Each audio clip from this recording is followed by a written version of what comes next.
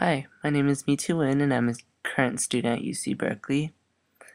This is my 6th YouTube video assignment for a patent engineering class at Berkeley called IOR 190G. In this video, I'll be talking about patent 381 again, which is owned by Apple and is being used against HTC. So first I'll talk about the general patent claims and then go into detail for the first claim.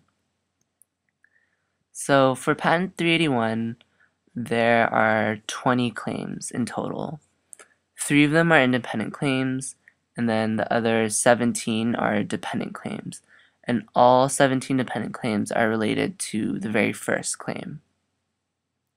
The first claim is a method claim. Claim 19, which is the second independent claim, is a device. And then claim 20, which is the third and last independent claim, is a computer-readable storage medium. And then all 17 dependent claims, since they're dependent on the first claim, they're also method claims. So this patent can read on a wide majority of smartphones and tablet computers, since it relates to list scrolling and rotating a document, that kind of thing. So a lot of devices use it. In this particular case or lawsuit, Apple is using the window bounce back feature, or like the document bounce back feature, which is mostly covered in claim number 1. And they're using it to argue that 16 HTC smartphones and an HTC tablet computer, the HTC Flyer, is infringing on this patent. So to compare whether or not this accusation is legitimate, I'll be focusing on the HTC Inspire 4G since I actually have this phone, so it'll be easier to compare the features. So now I'm going to talk about the first claim. The preamble states that it is a computer-implemented method comprising a device with a touchscreen display.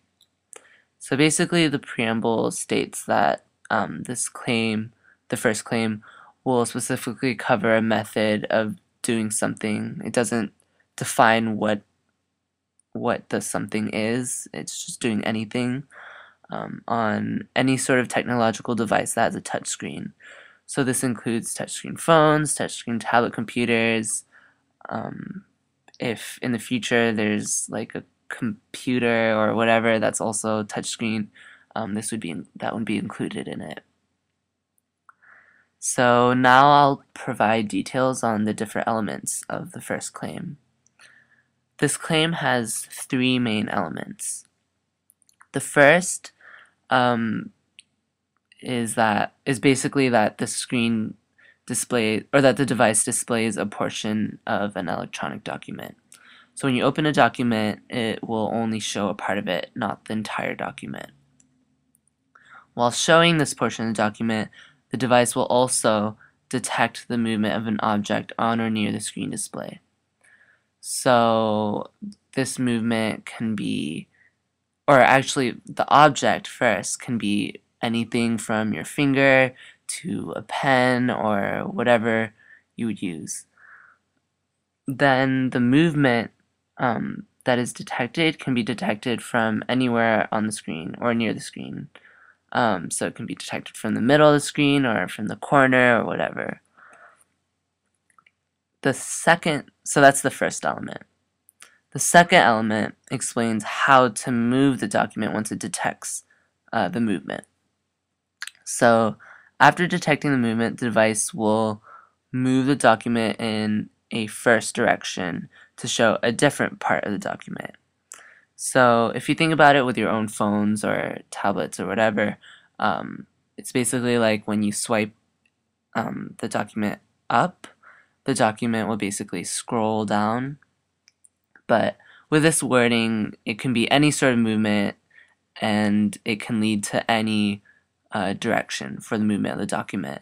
So you could move with zigzags and then it'll go down or whatever.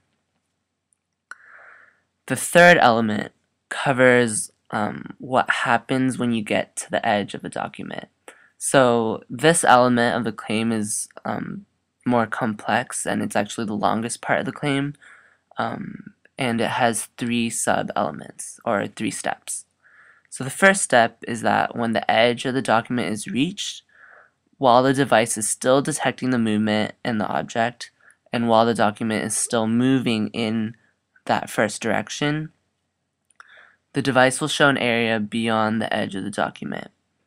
So again, if you think about it in devices that you have now, this is basically the gray area that you see once you've gotten to the edge of the document. So the gray area that's past the document. But again, this claim is very general, and anything can be shown beyond the document. So it can be a background picture or something else. The second step is that the device will show a third portion of the document that is smaller than the previous portion once it has gone to the edge of the document. So again, if you think about it with current devices, this is basically means like it will only show the very, very bottom of the document, which is smaller than the previous portion. But with this definition, it can be any random third portion of the document that happens to be smaller than the first portion. The third step is that when the device stops detecting the object on the screen, so like your finger or your pen or whatever, the document will move in a second direction so that the area beyond the document will disappear. And then in the end, the device will show a fourth portion of the document that has to be different from the very first.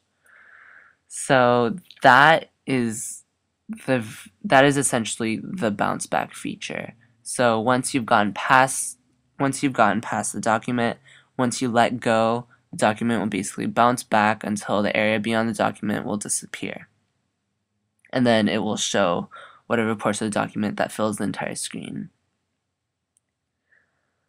And so that is basically the entire first claim.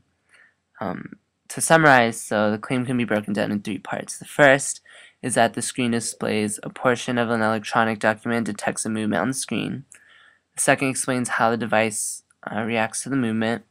And then the third covers what happens when you get to the edge of the document. Once I've looked at this, comparing these features to features included in the HTC Inspire, I have to say that all 3 elements of this claim actually do exist on the phone. So once you open something, it only shows a part of it, and then it detects your movement when you scroll it, and then when you get past the end of the document or the edge of the document, it'll show a gray area, and then once you let go, it bounces back.